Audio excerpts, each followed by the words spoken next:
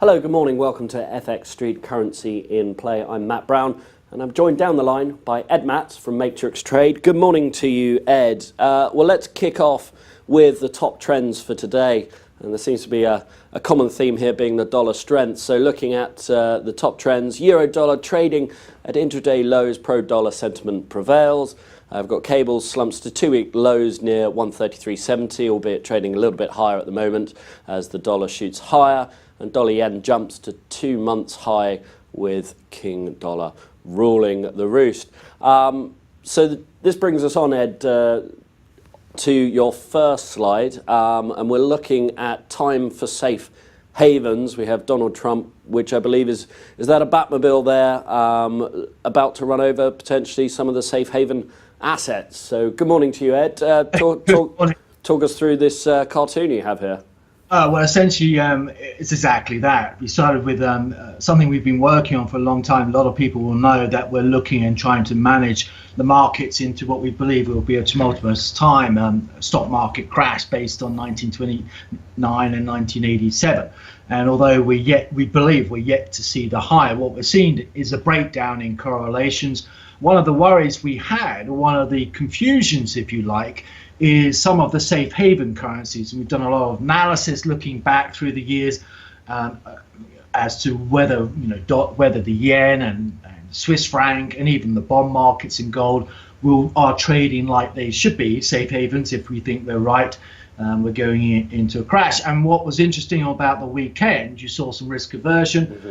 Just a reaction to the German and the Kiwi and New Zealand elections, but more importantly, what was happening in North Korea. And it confirmed quite categorically that those safe havens, traditional safe havens, are acting as such, which is fine. And yet, 24, 48 hours later, the market goes sideways, which is kind of what we personally, or what we're looking at Matrix Trade, to see the market go sideways. I'm talking stock markets here, and spike higher and then come back down. And what we've seen is obviously with a lot of you saw Yellen, Janet Yellen last night talking a hawkish book. They're going to raise rates or continue to raise rates into December. It's discounted by 50%. And of course, today we've got Donald Trump and his tax proposals, which are all these factors are hawkish at the moment, and that's why the dollar's gone bid, and that's why people are getting arguably overexcited.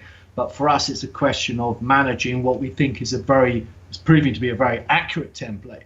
In 1987, yields, dollar went bid into the crash. So I'm actually, although you see stock markets pushing and DAX is ramped on the back of the euro dollar selling off, although it doesn't seem a likely scenario at the moment. From our point of view, it's not being driven by sustainable fundamentals. The technicals are pointing to the same picture. And so what we're trying to do, going back to that great Paul Tudor Jones quote, that you think you're in the business of trading when you're actually in the business of decision making. And the sooner you can make those decisions, the earlier you make those decisions, the better your results will be. Now that sounds great as a cliche, and it's very true, it's proven over time. But when you have a market like we're having at the moment, where the correlations are all over the place, sometimes they're kicking in and not, hence the DAX breakup today on the back of euro-dollar weakness, it's a kind of a hard ball, or several balls at once to manage, which is why this is both an exciting but a very challenging market. And once we can manage the way through what we're seeing, dollar yields going bid, then we suspect, or we very strongly believe, we'll see the scenario we've outlined, which is, if you go to the next slide, Matt, if you could. Yes, looking at Aussie dollar and a crash map, speaking of crashes. So just talk us through this slide here, Ed.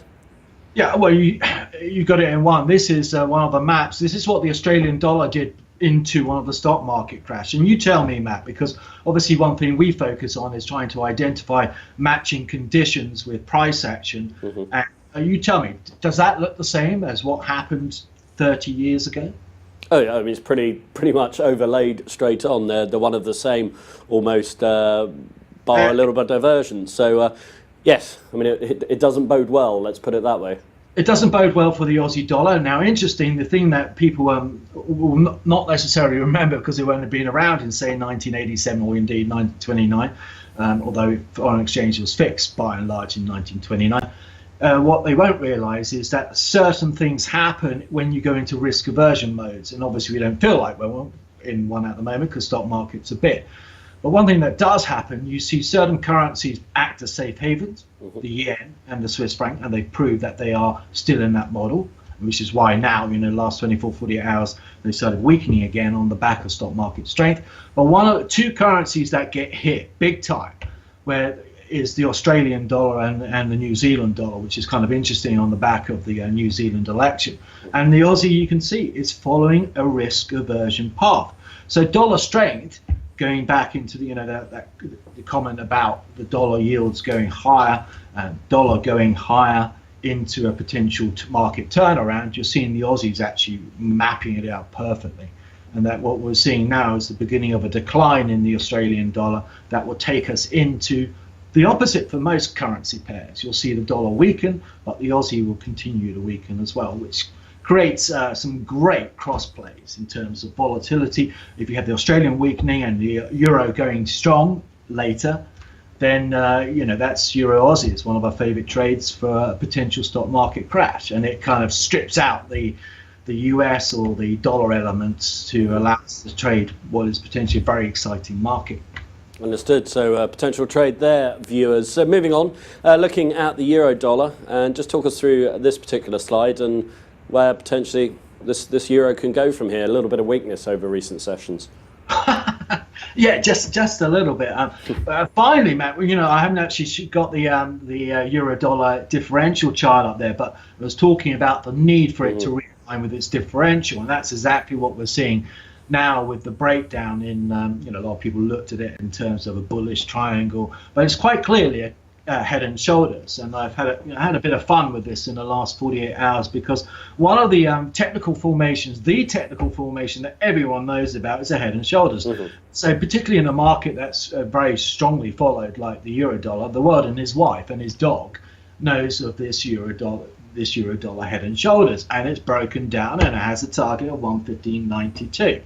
But one thing we try to do is actually look at some of these patterns and identify their success rate, because it's important to know the market you're trading, and both DAX and the euro dollar hate head and shoulders. 75% of euro dollar and DAX head and shoulders are bought.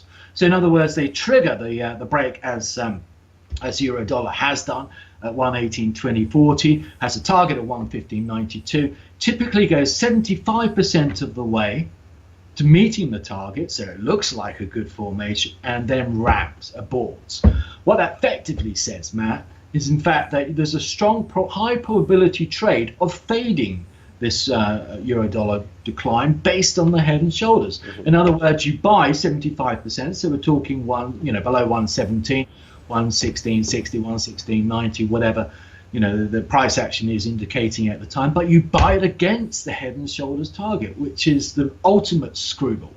As I mentioned before, a guy at chief dealer at Citibank New York said one of his maxims was, what is ever going to screw the market will do it. And that's what we're talking about in the euro dollar. So this meltdown is a correction, but it's going to take out all the balls, etc., and then everyone will be looking at the head and shoulders, getting short for it, and back above it goes, which is interesting actually, because what's the next slide you got there? Yeah, moving on, we're looking at the euro dollar, the Kiwi dollar, and obviously the Kiwi dollar versus the rate decision tonight. So quickly, just walk us through these three charts. Well, the first is the euro dollar based on what it does in the German elections. Now, the curious thing about that was everything was pointing to Angela Merkel being re-elected, which you think would be pretty risk on and strong for the euro, because that's an affirmation of stability. And yet, the euro dollar typically does through German elections, it crashes off. So that was kind of like, oh, okay, that's a bit unusual given the predicted election result.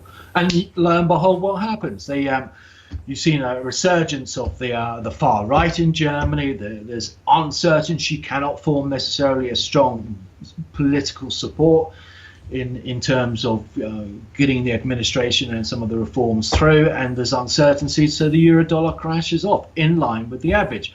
So, fine, that's great, and it's triggered the head and shoulders, cool, everything seems to, and then look at the chart. what it's saying is in the next 24, 48 hours, it actually timed in at before midnight last night. There's a bottom there and a ramp, which is going to screw the world in its wipe if it actually turns out. But, look, this fractal surprised me, given what it predicted into the election. So why wouldn't it be able to surprise me again or the market again by ramping?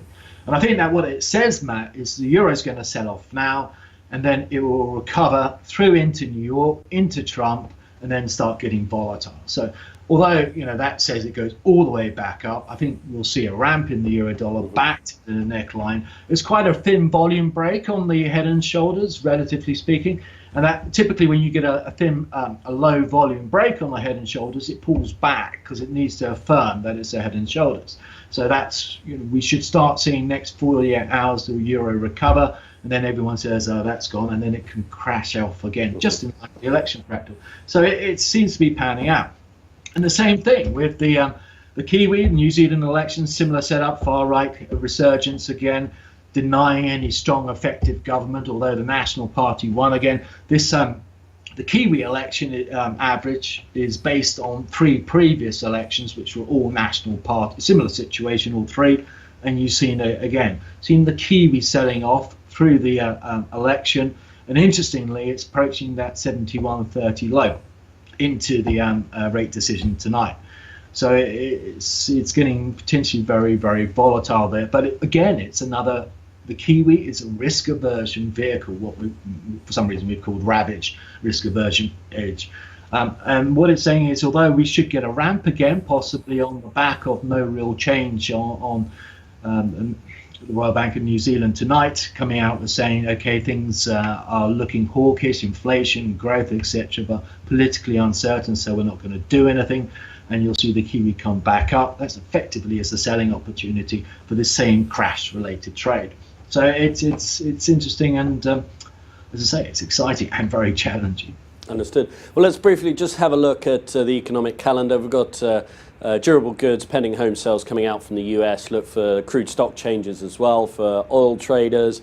And really, well, we've got Bullard and Brainard speaking, more Fed speak today. But as you mentioned in the past slides, take a look at the rate decision out from New Zealand at 9 o'clock. And we'll see obviously where that goes. But on that note, Ed, sorry, we're going to have to cut you short. But thank you very much for joining us today on FX Street Currency in Play. And no doubt we'll catch up with you next week. Cheers.